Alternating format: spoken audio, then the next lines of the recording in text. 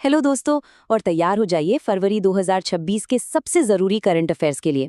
ये वो सवाल हैं जो आपके आने वाले एग्जाम्स में सीधे सीधे पूछे जा सकते हैं। तो चलिए बिना एक भी सेकंड गंवाए शुरू करते हैं। तो क्या आप तैयार हैं उन सवालों के लिए जो एग्जाम पेपर में ज़रूर दिखेंगे?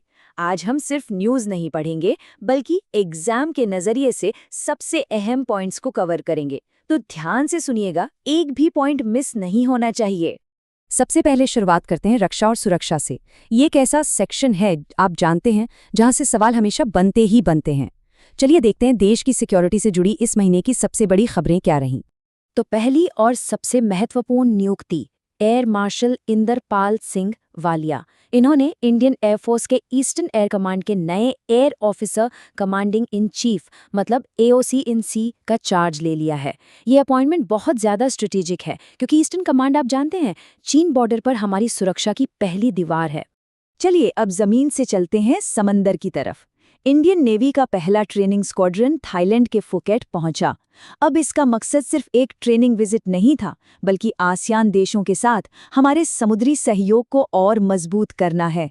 और ये भारत के महासागर विजन को भी दिखाता है, जिसका मतलब है security and growth for all in the region. अब देखते हैं कि इंटरनेशनल लेवल पर क्या क्या हुआ। भारत की ग्लोबल पहचान और दुनिया की वो बड़ी खबरें जो सीधे आपके एग्जाम से जुड़ी हैं। और ये देखिए, ये बहुत बड़ी बात है। भारत ने दुनिया के सबसे बड़े फूड और बेवरेज मेले गल्फ फूड 2016 में पहली बार पार्टनर कंट्री के तौर पर हिस्सा लिया। इसका सीधा सा मतलब ये है कि पूरी दुनिया अब भारत की फूड इंडस्ट्री को एक बड़ी ताकत के रूप में देख रही है।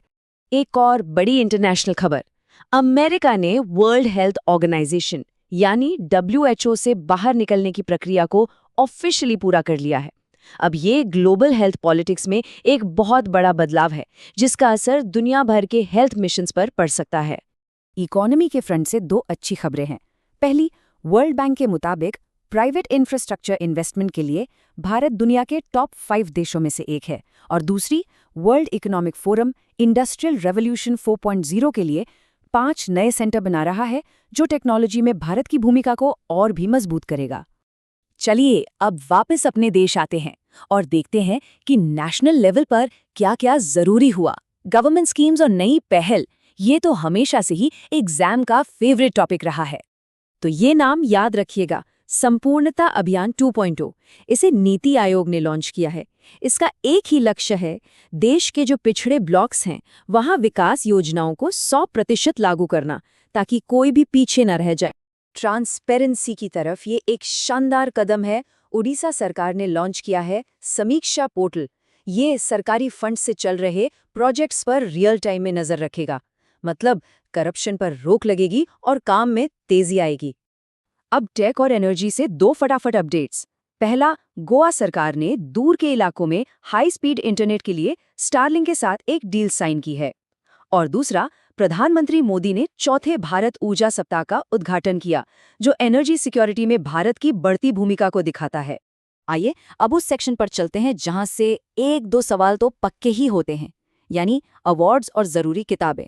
इस नाम को तो एकदम याद कर लीजिए, लेफ्टिनेंट कर्नल सीता अशोक शिल्के। इन्हें आपदा प्रबंधन में इनके शानदार काम के लिए प्रतिष्ठित सुभाष चंद्र बोस राष्ट्रीय आपदा प्रबंधन पुरस्कार 2026 से सम्मानित किया गया है।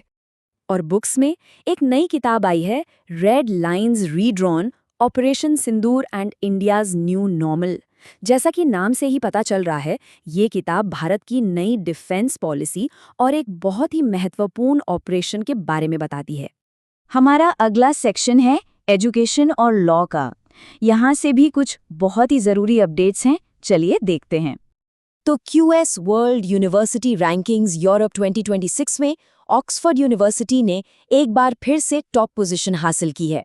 और ये रैंकिंग्स जारी कौन करता है? क्वैकोरेली साइमंस यानी QS।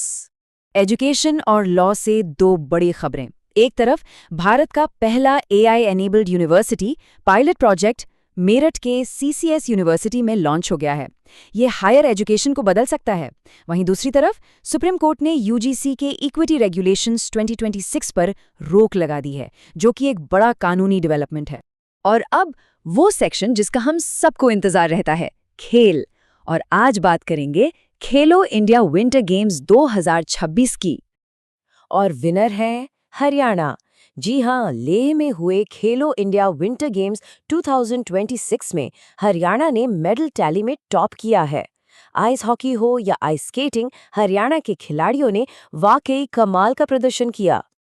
अच्छा, अब जब हरियाणा की बात हो ही रही है तो कुछ बोनस फैक्ट्स भी देख लेते हैं जो एग्जाम में सीधे पूछे जा सकते हैं। याद रखिएगा, Gorakhpur nuclear power plant, Sultanpur bird sanctuary और फेमस बदखल झील, ये सब हरियाणा में हैं। चलिए अब एक सुपर फास्ट रिवीजन करते हैं। 4 पॉइंट्स जो बिल्कुल नहीं भूलने हैं। एयर मार्शल वालिया की नियुक्ति, गल्फ फूड 2026 में भारत की पार्टनरशिप, नीति आयोग का संपूर्णता अभियान 2.0 और खेलो इंडिया में हरियाणा की जीत। ये चारों पॉइंट्स एकदम रट लीजिए। तो ये थी फरवरी 2026 की सबसे अहम खबरें। अब आपकी बारी है। आपको क्या लगता है, इनमें से कौन सी खबर एग्जाम के लिए सबसे ज्यादा जरूरी है? नीचे कमेंट्स में मुझे जरूर बताइए।